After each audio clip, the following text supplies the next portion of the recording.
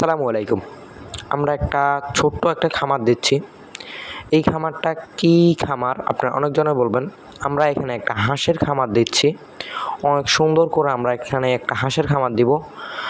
আর আমি অনেক ছোট করেই করব। ছোট করে একসময় মানুষ অনেক বড় হয়। আর আমি যদি বড় করে যদি করি তাহলে আমি নিশ্চিন্তে আমি লস খাবো।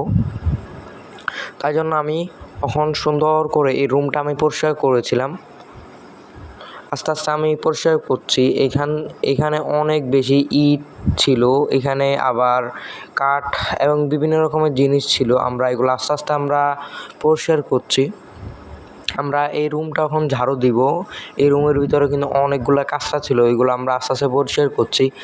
আর আমরা বাচ্চা যদি কিনি, আমরা একদিনের বাচ্চাগুলো আমরা কিনবো, যেন আমরা প্রথম থেকে তো শুরু করছি, একদিনে বাচ্চা কিনবো, তাহলে আমরা আস্তে আস্তে আমরা শিখতে পারবো।